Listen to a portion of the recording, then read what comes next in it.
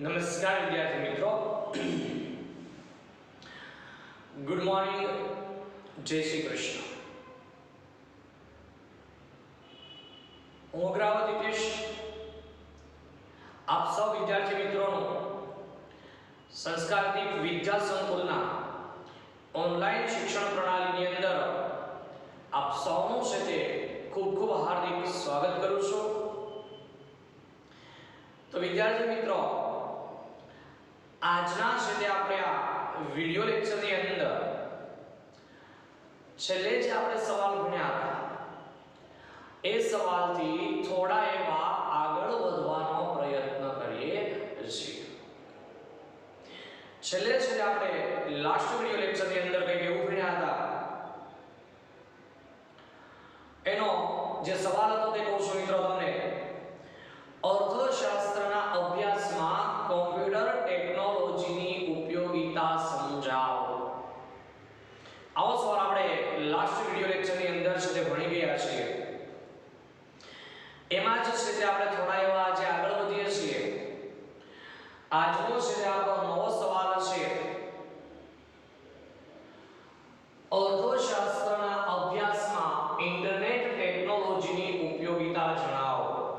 આજનો મિત્રો આપણો નવો ટોપિક છે, નવો સવાલ છે, એનાથી આપણે શરૂઆત કરીએ છીએ. બરાબર છે? ઓકે, જો દરેક મિત્રો, આજનો આપણો જે સવાલ છે તે કંઈક આવો છે: અર્થશાસ્ત્રના અભ્યાસમાં ઇન્ટરનેટ ટેકનોલોજીની ઉપયોગિતા સમજાવો. બરાબર છે? ઓકે, ચલો અહીંયા જણાવજો. આ સવાલ આપણને બોર્ડની એક્ઝામમાં 3 ગુણની અંદર છે તે પૂછાય છે. આ સવાલ આપણને મિત્રો બોર્ડની એક્ઝામમાં કેટલા માર્કમાં પૂછાય છે? 3 ગુણની અંદર પૂછાય છે. કયા સેક્શનની અંદર પૂછાય? તો કે સેક્શન ડી ની અંદર, એટલે કે વિભાગ ડી માં આપણને આ સવાલ એક્ઝામ ની અંદર બોર્ડમાં પૂછાઈ શકે. રેડી? ઓકે. તો હવે છે મિત્રો આપણે જોઈએ છીએ કે આપણે અર્થશાસ્ત્ર વિષયનો અભ્યાસ કરતા હોઈએ, અર્થશાસ્ત્ર વિશે આપણે ભણતા હોઈએ, તો આપણા વિષયના અભ્યાસમાં આપણને ઇન્ટરનેટ છે એ કામમાં શું આવે, ઉપયોગમાં શું આવે, અર્થશાસ્ત્ર વિષયમાં ઇન્ટરનેટ ટેકનોલોજીનું મહત્વ શું, તો એ સમજાવતા આપણને છે અહીંયા મુદ્દાઓ છે તે મિત્રો આપેલા છે. એ સવાલને છે તે મિત્રો આપણે સમજવાની શરૂઆત કરીએ છીએ. એની અંદર આપણને એક વિષય કીધું છે. સૌપ્રથમ પહેલો મુદ્દો આપણને કીધો છે ટ્યુટોરિયલ તરીકે. પહેલી ઉપયોગિતા કીધી છે આપણને કે અર્થશાસ્ત્રના અભ્યાસમાં ઇન્ટરનેટ ટેકનોલોજી કઈ રીતે ઉપયોગી થાય આપણને મિત્રો, તો કે ટ્યુટોરિયલ તરીકે. હવે મિત્રો તમને કદાચ યાદ હોય તો 5મા-6ઠા ધોરણની અંદર ઇંગ્લિશ વિષયની અંદર ક્યાંક તમે આવું ભણી ગયા કે ટ્યુટર એટલે શિક્ષક. ટ્યુટર એટલે ખાનગી શિક્ષક કહેવાય મિત્રો. તો અહીંયા લખ્યું છે આપણને કે ઇન્ટરનેટ આપણે કઈ રીતે ઉપયોગી થાય છે કે ટ્યુટોરિયલ તરીકે. એટલે એક શિક્ષક જેવું છે તે આપણને શિક્ષણ આપવાની અંદર આ કામ ઇન્ટરનેટ કરે છે. સમજૂતી શરૂથી શરૂઆત કરીએ છીએ મિત્રો આપણે. જોતા રહેજો. કેટલીક વેબસાઇટ પર આપણા વિષયના પાવરપોઈન્ટ પ્રેઝન્ટેશન જોજો. કેટલીક વેબસાઇટો એવી હોય કે એ વેબસાઇટો પર આપણા વિષય એટલે કે અર્થશાસ્ત્ર વિષયના પાવરપોઈન્ટ પ્રેઝન્ટેશન, એટલું જ નહીં, સાથે સાથે બીજું કીધું છે આપણને વાંચવા લાયક સામગ્રી વગેરે ઓપન એક્સેસ લિંકમાં મૂકવામાં આવી હોય છે. એટલે કે મિત્રો કેટલી બધી વેબસાઇટો એવી છે કે જે આપણા વિષય સાથે રિલેટેડ છે, આપણા વિષય સાથે સંબંધિત છે. એ વેબસાઇટો પર અર્થશાસ્ત્રના અલગ અલગ મુદ્દાઓ, કે આર્થિક વૃદ્ધિ હોય, આર્થિક વિકાસ હોય, ઔદ્યોગિક ઉત્પાદન, ગરીબી,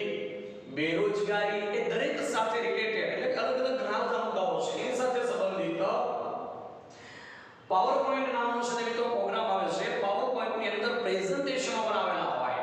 એ પ્રેઝન્ટેશનો મૂકેલા હોય છે. વાંચવા લાયક સામગ્રી એટલે કે આપણા વિષયની અંદર આપણને કામમાં આવે, ઉપયોગમાં આવે, વધારાની અગત્યની માહિતી મળે એવી વાંચવા લાયક સામગ્રીઓ પણ ક્યાં મૂકવામાં આવી હોય છે? ઓપન એક્સેસ લિંક પર મૂકવામાં આવી હોય છે. એટલે કે તમે અને હું એ લિંક પર છે તે ક્લિક કરીએ, ટચ કરીએ, ઓકે આપીએ એટલે એ લિંક ખુલે અને એ લિંક ખુલે ત્યારે આપણને એ મટીરીયલ કેવું જોવા મળે મિત્રો? તો જોજો ત્યારે એ મટીરીયલ આપણને વાંચીએ છીએ ત્યારે તે ટ્યુટોરિયલ જેવું છે તે સિદ્ધ થાય છે કે આપણને મળે છે. સરળતાથી કહો મિત્રો કે તમારા અને મારા છે તે મોબાઈલ પર કેટલી બધી છે તે આવી લિંકો છે તે આવે છે. જુદા જુદા ન્યૂઝપેપરોની લિંક આવે છે, અલગ અલગ આપણા વિષયો સાથે સંબંધિત છે તે વધારાની માહિતીઓ માટેની લિંક આવે છે. એ પેલી બ્લુ કલરની હોય છે એ લિંક છે, એ લિંક પર ઓકે આપીએ, ટચ કરી આપણે મિત્રો, એ ટચ કરીએ એટલે તરત જ એ લિંક એટલે કે જ્યાં એ વિડિયો મૂકેલો હોય જે વેબસાઈટ પર એ વેબસાઈટ ખુલી જાય અને ખુલ્લી ત્યારે છે તે કીધું જો મટીરીયલ ઓપન થાય જ્યારે વાંચીએ ત્યારે ટ્યુટોરિયલ જાણે કે શિક્ષક તમને ભણાવતો હોય અને જેવું તમે ક્લાસરૂમની અંદર ફીલ કરી શકો છો, શીખી શકો છો એવું જ તમે મિત્રો આ ટ્યુટોરિયલ તરીકે ઇન્ટરનેટ પર પણ મેળવી શકો છો, શીખી શકો છો, વાંચી શકો છો, જાણી શકો છો. રેડી? ઓકે. બીજું કીધું છે આપણે જોઈશું મિત્રો, બીજો મહત્વનો મુદ્દો કીધો છે ત્વરિત શિક્ષણ મેળવવા કે જાણકારી મેળવવા. ત્વરિત એટલે શું? તાત્કાલિક, ઇમરજન્સી. તમારે મારે તાત્કાલિક ઇમરજન્સી કોઈ શિક્ષણ મેળવવું છે કે કઈ જાણકારી મેળવવી છે તો એ શિક્ષણ, એ જાણકારી આપણને ક્યાંથી મળે મિત્રો? ઇન્ટરનેટ પરથી મળે. અને ઇન્ટરનેટ આપણને તાત્કાલિક કોઈ પણ પ્રકારનું શિક્ષણ, એ જાણકારી આપવા માટે સૌથી અગત્યનું અથવા તો મહત્વનું છે એમ કહેવાય. આપણે એને સમજવાનો પ્રયત્ન કરીએ છીએ મિત્રો. જોતા જાઓ, કેટલીક સંસ્થાઓ નિષ્ણાંતો કે તજજ્ઞોના ભાષણો અને એના વિડિયો છે તે ઓપન એક્સેસ લિંક પર મૂકે હશે. એવું કીધું છે આપણને કે કેટલીક સંસ્થાઓ હોય મિત્રો, દાખલા તરીકે શૈક્ષણિક સંસ્થાઓ હોય, સ્કૂલો હોય, કોલેજો હોય, યુનિવર્સિટીઓ હોય કે અન્ય કોઈ પણ ઘણી બધી સંસ્થાઓ હોય, એ શું કરે? એ નિષ્ણાત અને તજજ્ઞ હોય, અલગ અલગ વિષયના, અલગ અલગ ક્ષેત્રના જે એક્સપર્ટ લોકો છે, જે જાણકાર લોકો છે, એ એક્સપર્ટ, જાણકાર અને તજજ્ઞ લોકોએ જે કંઈ પણ અલગ અલગ સ્થળો પર અલગ અલગ વિષયો અને અલગ અલગ મુદ્દાઓ પર જે ભાષણો આપેલા હોય તો એ ભાષણોના વિડિયો બનાવેલા હોય તો એના વિડિયોને એ લોકો શું કરે છે મિત્રો? કોઈ એક વેબસાઈટ પર છે તે મૂકે હશે. અને આપણે જો એ વિડિયો જોવો હોય, એ માહિતીને વાંચવી હોય, એ માહિતી મેળવવી હોય તો આપણે એ વિડિયો માટેની જે લિંક હોય મિત્રો, બરાબર છે ને, એ લિંક આપણને મોકલવામાં આવે કે આપણી પાસે હોય એ ઓપન એક્સેસ લિંક. એટલે જેવી જ એ લિંક પર આપણે જઈને ઓકે કરીએ, એ લિંક ખોલીએ એટલે આપણને છે તે મિત્રો આ તજજ્ઞોએ જે સંસ્થા, દાખલા તરીકે આરબીઆઈ હોય, WHO હોય, વર્લ્ડ બેંક હોય, એને કોઈ નિષ્ણાતો કે તજજ્ઞોના ભાષણના વિડિયો મૂકે અને આપણી પાસે લિંક હોય, લિંક પર ટચ કરીએ, ખોલીએ એટલે આપણને છે તે આ વેબસાઈટની અંદર ભાષણો, વિડિયો બધું જોવા મળે છે કે જે આપણા વિષય સાથે સંબંધિત હોય, આપણને આપણા વિષયના અભ્યાસમાં મદદરૂપ થતું હોય. આગળ કીધું છે આવી વેબસાઈટ દ્વારા આપણને વર્ગખંડ જેવું જ ભણવાનું છે તે અથવા તો શીખવાનું કોમ્પ્યુટર પર મળે છે. હવે ઓપન એક્સેસ લિંક ની અંદર મિત્રો એક પ્લસ પોઈન્ટ, પોઝિટિવ પોઈન્ટ એવો હોય કે તમે જાણે કે વર્ગખંડમાં એટલે ક્લાસરૂમની અંદર ભણતા હોય અને જેવું તમને જાણવાનું, ભણવાનું અને શીખવાનું મળે છે એવું જ ભણવાનું, એવું જ જાણવાનું અને એવું શીખવાનું તમને ક્યાં મળે છે મિત્રો? જ્યારે તમે ઓપન એક્સેસ લિંક પર કોઈ તજજ્ઞ, કોઈ કોઈ નિષ્ણાંતોના જે વિડિયો મૂકેલા છે એ વિડિયોને તમે જોવો છો ત્યાં ઉદાહરણ આપ્યું છે એટલે આપણે ઉદાહરણ પરથી જોઈએ છે જો દાખલા તરીકે એટલે કે ઉદાહરણ તરીકે અર્થશાસ્ત્ર તેમજ અન્ય વિષયોના વિશ્વવિખ્યાત તજજ્ઞોના વ્યાખ્યાનો ઉપલબ્ધ હોય હશે મિત્રો એવું નથી કે આપણા વિષયના જો આમાં બધું કીધું છે તો અર્થશાસ્ત્ર અથવા તો અન્ય વિષયો કોણ વિશ્વવિખ્યાત તજજ્ઞો એટલે કે જે ઓલ ઓવર વર્લ્ડમાં પ્રખ્યાત હોય ફેમસ હોય એક ક્ષેત્રના મેનેજમેન્ટની બાબતો હોય આર્થિક બાબતો હોય માર્કેટની બાબતો હોય અન્ય કોઈ પણ બાબતો હોય એની અંદર એ એક્સપર્ટ હોય નિષ્ણાત હોય જાણકાર હોય દેશમાં જ ફેમસ અને પ્રખ્યાત એના માટે એની ઓળખ હોય એવું નથી પરંતુ ઓવરઓલ આખા વર્લ્ડની અંદર છે તે એ વિષય માટે એ મુદ્દા માટે એક્સપર્ટ અને નિષ્ણાત હોય અને એના વ્યાખ્યાનો પણ આ ઇન્ટરનેટની અલગ અલગ વેબસાઇટો પર મૂકવામાં આવે છે અને તમારે ને મારે કોઈ અર્થશાસ્ત્રનો અભ્યાસ કરતા હોઈએ અને હવે એ માહિતીની આપણને જરૂર પડે અને આપણે માહિતી મેળવવી હોય તો એ તાત્કાલિક માહિતી મેળવવા માટે આપણે શું કરવું પડે એ ઓપન એક્સેસ લિંક ખોલીએ એટલે આપણને આપણા વિષય આપણા ટોપિક આપણા મુદ્દા સાથે સંબંધિત જે માહિતી જોઈતી હોય જે જાણકારી જોઈતી હોય જે શિક્ષણ જોઈતું હોય આ વિશ્વવિખ્યાત તજજ્ઞોના કે નિષ્ણાતોના વ્યાખ્યાનો પરથી વેબસાઇટ પરથી આપણને મળી રહેશે આગળ ત્રીજી ઉપયોગિતા કીધી છે આપણને મિત્રો અર્થશાસ્ત્રના અભ્યાસમાં ઇન્ટરનેટ ટેકનોલોજીની પહેલી ઉપયોગિતાનો મુદ્દો હતો ટ્યુટોરિયલ તરીકે બીજો મહત્વનો મુદ્દો હતો ત્વરિત શિક્ષણ કે જાણકારી માટે ત્રીજો મુદ્દો કીધો છે વાંચવા લાયક સામગ્રી માટે તમારે કે મારા મિત્રો કોઈ પણ પ્રકારની છે તે વાંચવા લાયક સામગ્રી મેળવવી હોય આપણા અર્થશાસ્ત્ર વિષય સાથે સંબંધિત હોય તો પણ ભલે આપણા વિષયના જ એક પોઈન્ટ કે ટોપિક સાથે રિલેટેડ માહિતી આપણે વાંચવી હોય તો તમામ પ્રકારની વાંચવા માટેની માહિતી પણ આપણને શું થાય છે આ ઇન્ટરનેટ પરથી છે તે મળી રહે છે જોઈએ છે સમજૂતી મિત્રો અસંખ્ય પુસ્તકો ઇન્ટરનેટ પર વિનામૂલ્યે વાંચવા મળે છે કેવા લીધા છે મિત્રો અસંખ્ય પુસ્તકો ક્યાં મળે છે ઇન્ટરનેટ પર કેવી રીતે મળે છે વિનામૂલ્યે એટલે ઇન્ટરનેટ મિત્રો એ માહિતીનો એવો સ્ત્રોત છે કે જ્યાં દુનિયાની કોઈ પણ પ્રકારની માહિતી જોઈતી હોય કોઈ પણ મુદ્દાની માહિતી જોઈતી હોય કોઈ પણ વિષયની માહિતી જોઈતી હોય કોઈ પણ વ્યક્તિની માહિતી જોઈતી હોય તે માહિતી આપણને મળી રહેશે ઇન્ટરનેટ પર પણ મિત્રો અસંખ્ય પુસ્તકો છે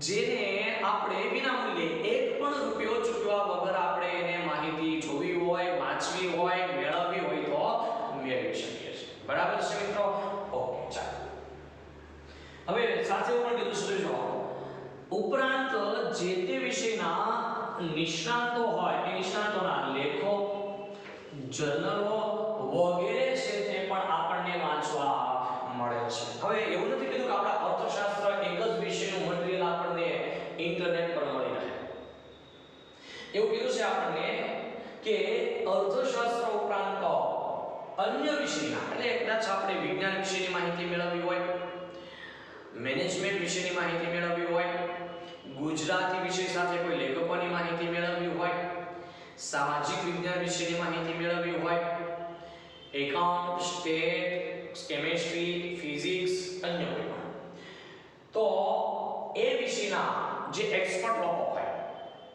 જાણકાર લોકો હોય નિષ્ણાત લોકો હોય એને જે લેખ લખેલા હોય એ આ ઇન્ટરનેટ પર ઉપલબ્ધ હોય જર્નલો પણ ઉપલબ્ધ હોય છે જર્નલો એટલે શું મિત્રો કદાચ તમારા કોઈ બેનભાઈ છે તે સાયન્સની અંદર ભણતા હોય તો તમને થોડો ખ્યાલ હોય માહિતી હોય કોલેજ કરતા હોય તો પણ કે એની અંદર સાયન્સના વિદ્યાર્થીઓએ પ્રયોગો કરેલા હોય અને પ્રયોગો પરથી એના જે તારણો મળ્યા હોય બરાબર છે એ તારણો છે જેની અંદર લખેલા હોય તે છે તેની ટોપિક જર્નલો કહેવાય તો આ બધા જ લેખો અને જર્નલો જે નિષ્ણાતોએ લખ્યા છે એ પણ ઇન્ટરનેટ પર ઉપલબ્ધ હોય છે તમારે ને મારે એ માહિતી જોઈતી હોય વાંચવી હોય તો આપણને વાંચવા મળે છે તો અહીંયા કીધું છે કે કેટલીક જર્નલો એવી હોય કે જે પૈસા ભરીને વાંચી શકાય હશે.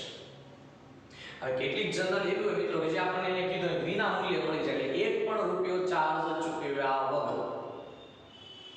પણ સાથે એવું પણ કીધું છે કે કેટલીક જર્નલો એવી હોય કે જે એક્સપર્ટ વિશ્વવિખ્યાત નિષ્ણાતોને લેખકોએ લખેલી હોય, તો એ જર્નલ આપણને ફ્રીમાં મળશે નહીં. એ જર્નલ માટે આપણે શું કરવું પડશે મિત્રો? પૈસા નાણાં ચૂકવવા પડશે.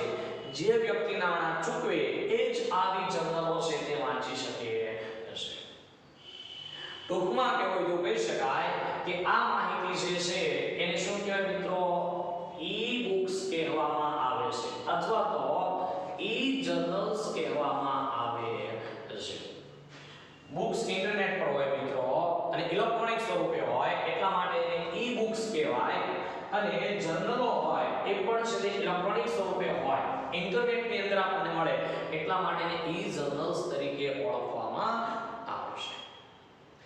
એટલે ટૂંકમાં આપણે કોઈ પણ પ્રકારની વિષય સાથે સંબંધિત વધારાની માહિતીઓ વાંચવી હોય, મેળવવી હોય તો એ પણ આપણને ઇન્ટરનેટ ટેકનોલોજી પર મળી રહે છે. એટલે ઇન્ટરનેટ ટેકનોલોજીનો ત્રીજો મહત્વનો મુદ્દો આપણે કહી શકીએ મિત્રો કે વાંચવા લાયક સામગ્રી મેળવવા માટે આપણને ઇન્ટરનેટ ટેકનોલોજી અર્થશાસ્ત્ર વિશેના અભ્યાસમાં ઉપયોગી છે.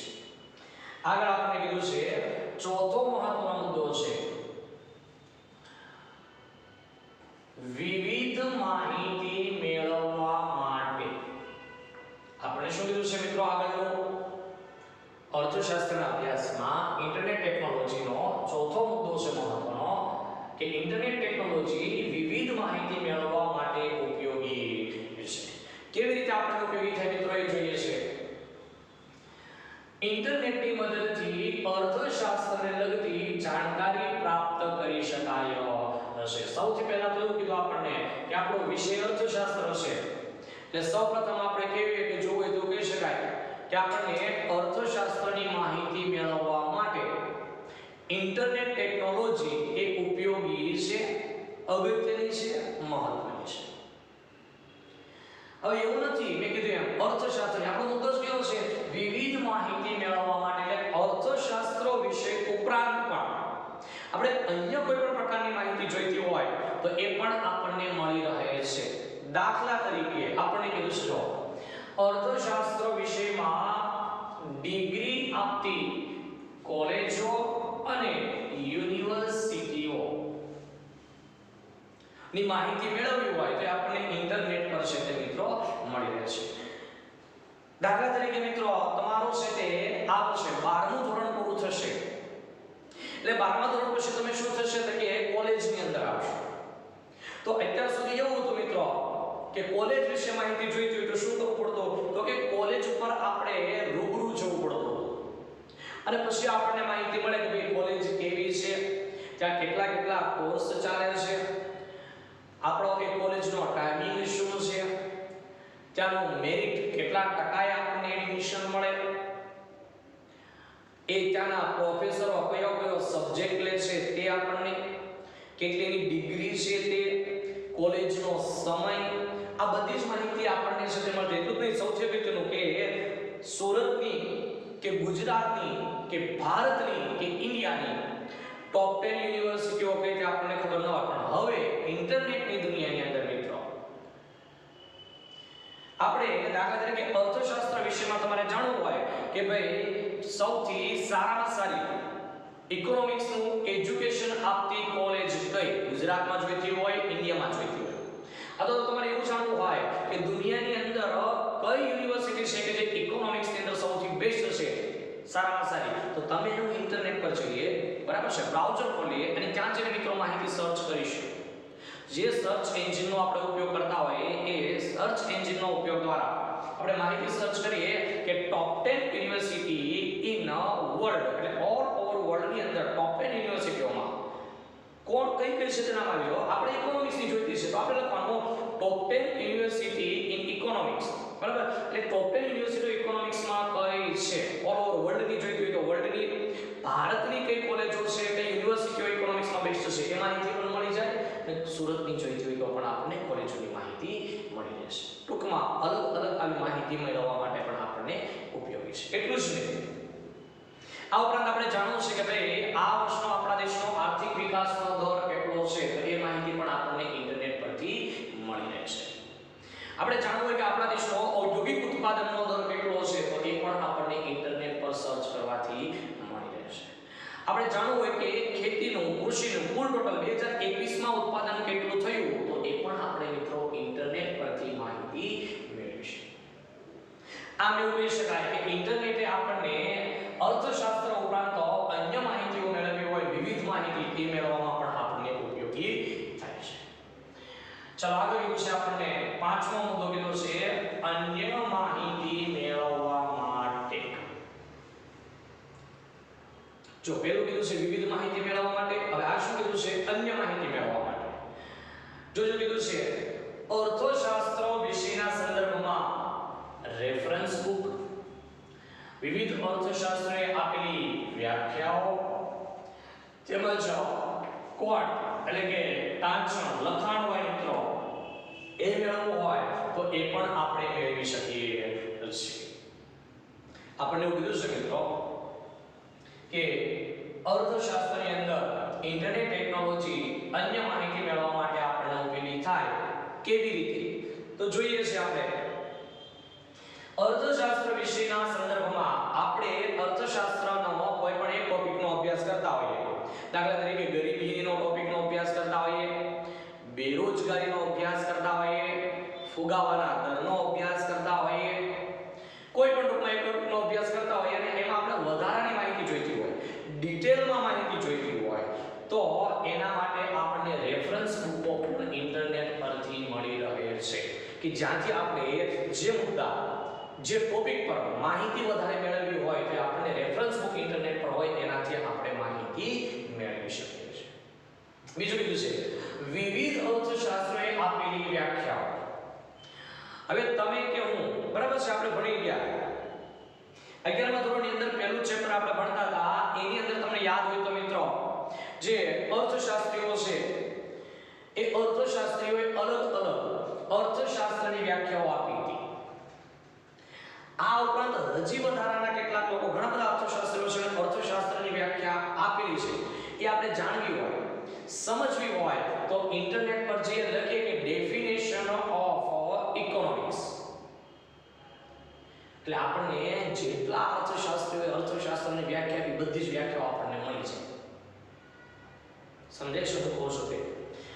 આપણે દાખલા તરીકે નાણાંની વ્યાખ્યા જોઈતી હોય, આર્થિક વિકાસની વ્યાખ્યા જોઈતી હોય, આર્થિક વૃદ્ધિની વ્યાખ્યા જોઈતી હોય, બેંકની વ્યાખ્યા જોઈતી હોય તો એ અલગ અલગ અર્થશાસ્ત્રીઓએ ઘણા આપ્યો. ભલે આપણી ચોપડીમાં પણ છે મિત્રો નો ડાઉટ, પણ આપણી ચોપડીમાં કેટલા લિમિટેડ, એક અર્થશાસ્ત્રની વ્યાખ્યા કાં તો બે અર્થશાસ્ત્રની વ્યાખ્યા. વધારે માહિતી જોઈતી હોય તો ઇન્ટરનેટ પર જઈને આપણે સર્ચ કરીને મેળવી શકીએ છીએ. એ જ રીતે જેમ રેફરન્સ બુક મળે, જે વિવિધ અર્થશાસ્ત્રીઓની વ્યાખ્યાઓ મળી રહે, એ જ રીતે આપણને કોટ્સ એટલે કે લખાણ ટાંચણ કોઈ એક્સપર્ટ, કોઈ નિષ્ણાત, કોઈ જાણકાર, કોઈ વ્યક્તિ કોઈ મુદ્દા પર છે તે પોતાનો એમ કહેવાય કે એક લેખ લખેલો હોય, લખાણ નામ એવું લખેલું હોય અને એની અંદર એને એ લખ્યું હોય કે એ વ્યક્તિ પોતે જે વિચારતો હોય, જે સમજતો હોય અને એ જે સમજાવવા માંગતો હોય. રેડી? તો એવા આપણા અર્થશાસ્ત્રના વિષય સાથે સંબંધિત કોઈ પણ પ્રકારના ટાંચણ એટલે કે માહિતી વધારાની કોટ જોઈતા હોય તો એ પણ છે તે આપણને મળી રહે છે.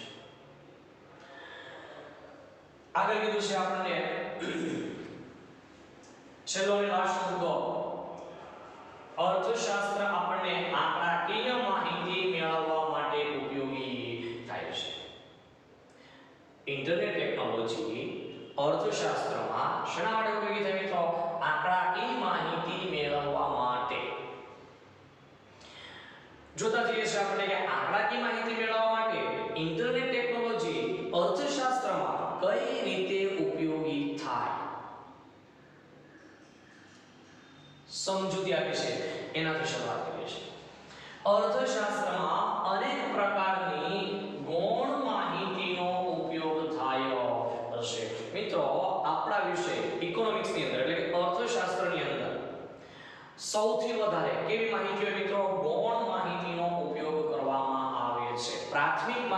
છે તેનો ઉપયોગ થાય અને કેવી હોય બહુ જ ઓછી હોય છે.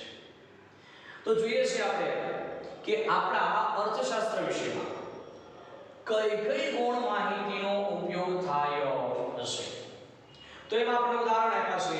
ઉદાહરણ જોઈએ છે મિત્રો, જો કીધું છે ઉદાહરણ તરીકે રાજ્યના બજેટની માહિતી, આયાત અને નિકાસની માહિતી, ગરીબીની માહિતી અને ઔદ્યોગિક ઉત્પાદનની માહિતી. આ બધું આપણા અભ્યાસક્રમમાં આવે છે, 12મા ધોરણની અંદર છે. તમને યાદ હોય તો યાદ કરો, 11મા ધોરણમાં છે બજેટ આપણે આખો પાઠ ભણી ગયા, 10મું ચેપ્ટર. 12મા ધોરણની અંદર આપણે આવશે મિત્રો 9મું ચેપ્ટર વિદેશ વ્યાપાર ભણીશું, એની અંદર આયાત અને નિકાસો કેટલી છે તે. આપણું 5મું ચેપ્ટર છે મિત્રો ગરીબી અને 10મું ચેપ્ટર છે આપણું ઔદ્યોગિક ક્ષેત્ર. તો એની અંદર આપણે આ ઔદ્યોગિક ઉત્પાદન વિશેની માહિતી જોઈશું અને દરેકની અંદર મિત્રો આપણે આંકડાકીય માહિતીઓ આપેલી છે. પણ આ તમામ આંકડાકીય માહિતીઓ એ કેવી છે? ગૌણ માહિતી છે.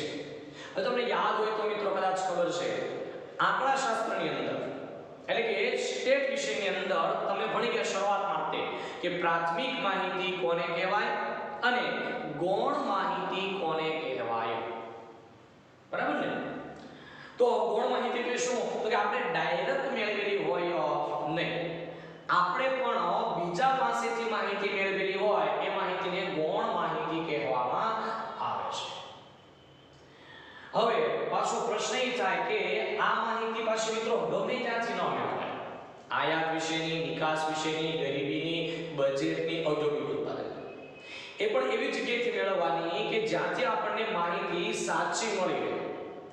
એટલે એને એવું કે મિત્રો વિશ્વસનીય પ્રાપ્તિ સ્થાન હોય એની પાસેથી આંકડાકીય માહિતી મેળવવાની. તો ક્યાંથી મેળવવાની તે કીધું છે આપણે. જો આ બધી જ માહિતીના સ્ત્રોત એટલે કે જો બેંક વિશેની માહિતી જોઈતી હોય આપણે તો ક્યાંથી મેળવવાની? આરબીઆઈ પાસેથી. બેન્કિંગ સાથે સંબંધિત આપણે બેંક કેટલી છે, બેંકોની અંદર થાપણો કેટલી છે, પ્રાથમિક થાપણો કેટલી, લોનની થાપણો કેટલી, ગ્રામીણ બેંકો કેટલી, ખાનગી બેંકો કેટલી, આ તમામ માહિતી જોઈતી હોય તો એ માહિતી આપણને ક્યાંથી મળે? આરબીઆઈ ની વેબસાઈટ પરથી એટલે કે રિઝર્વ બેંક ઓફ ઇન્ડિયાની વેબસાઈટ પરથી મળે. એ જ રીતે આપણે કીધું છે આયાત અને નિકાસ અંગેની માહિતી જોઈતી હોય આપણે તો આપણને ક્યાંથી મળશે? વેપાર મંત્રાલયની વેબસાઈટ પરથી. આપણા ભારત દેશની વેપાર મંત્રાલયની જે વેબસાઈટ હોય મિત્રો એના પર જાઓ એટલે આપણને ખબર પડી જાય કે જુદા જુદા વર્ષના સમયગાળામાં આપણા દેશની આયાત કેટલી હતી અને આપણા દેશે બીજા દેશોની નિકાસ કેટલી કરી હતી તે બાબતો. આગળ કીધું છે અંદાજપત્રની માહિતી જોઈતી હોય તો ક્યાંથી મળે? તો કે નાણાં મંત્રાલયની વેબસાઈટ પરથી. આપણે જાણવું કે આપણા દેશનું કુલ ટોટલ અંદાજપત્ર કેટલું છે, એમાં આવક કેટલી રહેશે, ખર્ચ કેટલી રહેશે, કઈ કઈ આવકો થશે, કયા કયા ખર્ચાઓ થશે, અંદાજપત્ર ખાદ્ય વાળું રહેશે કે પુરાંત વાળું રહેશે, ખાદ્ય વાળું રહેશે તો કઈ ખાદ્ય રહેશે, આ બધા જ પ્રકારની માહિતી આપણને ક્યાંથી મળી રહેશે? નાણાં મંત્રાલયની વેબસાઈટ પરથી મળી રહેશે. એટલે અહીંયાથી માહિતી મેળવવાની. આ ઉપરાંત આપણે કીધું છે કે અન્ય પણ એવા બીજા કેટલાક બધા છે તે સંસ્થાઓ છે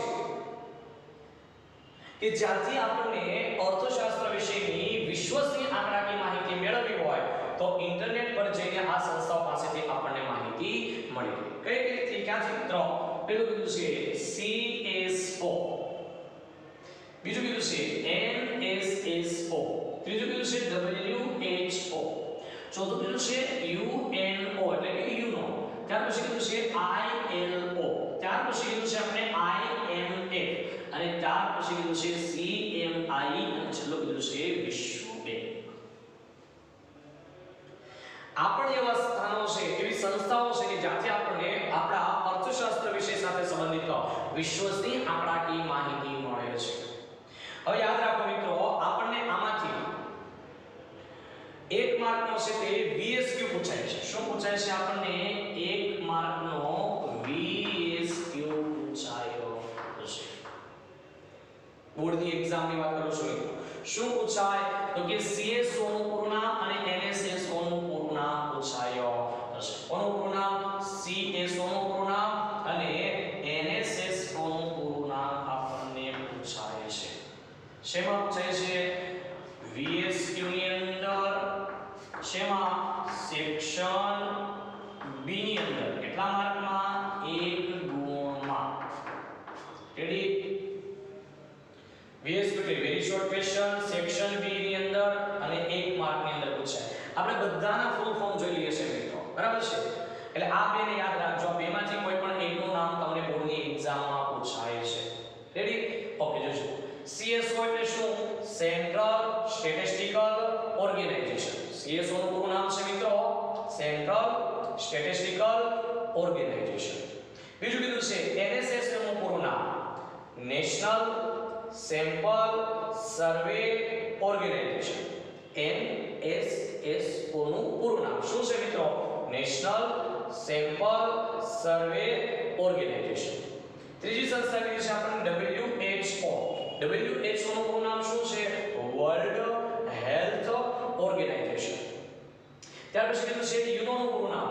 યુનાઇટેડ નેશન્સ ઓર્ગેનાઇઝેશન ત્યાર પછી કીધું છે ILO નું પૂરું નામ ઇન્ટરનેશનલ લેબર ઓર્ગેનાઇઝેશન ત્યાર પછી આપણે કીધું છે મિત્રો IMF નું પૂરું નામ ઇન્ટરનેશનલ મોનેટરી ફંડ ત્યાર પછી આપણે કીધું છે મિત્રો CMI નું પૂરું નામ CMI નું પૂરું નામ છે મિત્રો centre for monetary and Indian economy અને છેલ્લું કીધું છે વિશ્વ બેંક એનું એક નામ છે WB એટલે વર્લ્ડ બેંક બરાબર છે આ બે યાદ રાખજો મિત્રો VSQ ની અંદર બેમાંથી એકનું નામ પૂછાય છે તો આવી અલગ અલગ સંસ્થાઓ પાસેથી પણ આપણને આપણા વિષય અર્થશાસ્ત્રની આંકડાકીય માહિતીઓ છે તે મળી રહે છે છેલ્લે કીધું છે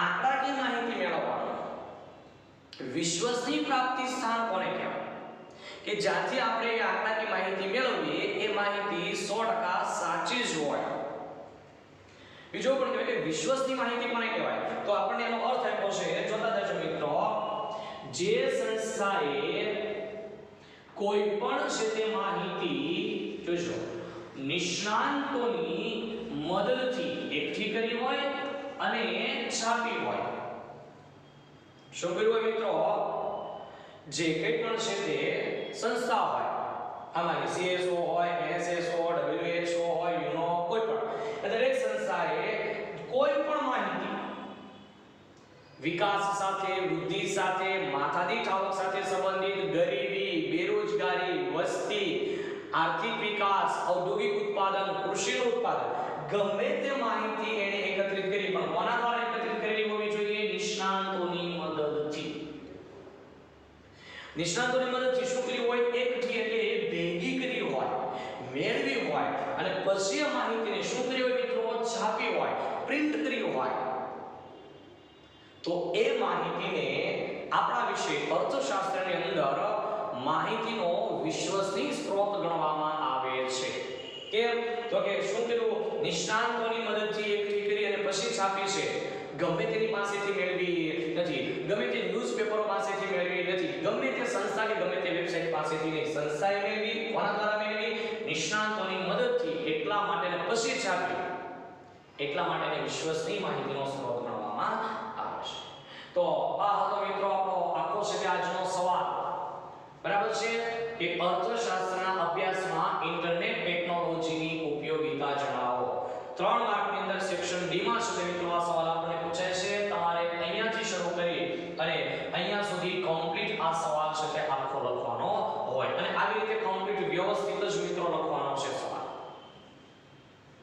સમજાય છે હું કહું છું તે ઓકે તો ફરીથી એકવાર છે ખાલી માત્ર મુદ્દા કહી દઉં છું કે અર્થશાસ્ત્રના અભ્યાસમાં ઇન્ટરનેટ ટેકનોલોજીની ઉપયોગિતા કામમાં શું હતો પહેલો મુદ્દો હતો આપણો મિત્રો ટ્યુટોરિયલ તરીકે બીજું ત્વરિત શિક્ષણ કે જાણકારી માટે ત્રીજું વાંચવા લાયક સામગ્રી માટે ચોથું વિવિધ માહિતી મેળવવા માટે પાંચમો મહત્વનો મુદ્દો અન્ય માહિતી મેળવવા માટે અને છઠ્ઠો મહત્વનો મુદ્દો તો આંકડાકીય માહિતી મેળવવા માટે એ મિત્રો જ્યાં જ્યાં તમને MCQ VSQ અને જે બધું કેટલા માર્કમાં કયા વિભાગની અંદર પૂછાય એ બધું તમારે સાથે ચોપડી લઈને બેસવાનું પેન્સિલ સાથે રાખવાની અને ટિક માર્ક કરતા જાજો જેથી કરીને જ્યારે વાંચવા બેસો ત્યારે ખબર પડે કે આપણને એ સવાલ કેટલા માર્કમાં પૂછાય એ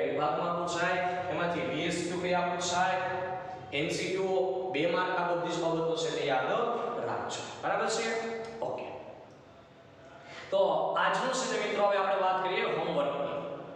તો આજનું તમારું જે હોમવર્ક હશે એ સાંભળી લેજો ધ્યાનથી. આ જે આખો સવાલ છે અર્થશાસ્ત્રના અભ્યાસમાં ઇન્ટરનેટ ટેકનોલોજીની ઉપયોગિતા જણાવો. આ રીતે તમારે કમ્પ્લીટ પરફેક્ટ છે મિત્રો તમારી અર્થશાસ્ત્ર વિષયની પાકી નોટબુકમાં લખવાનું છે.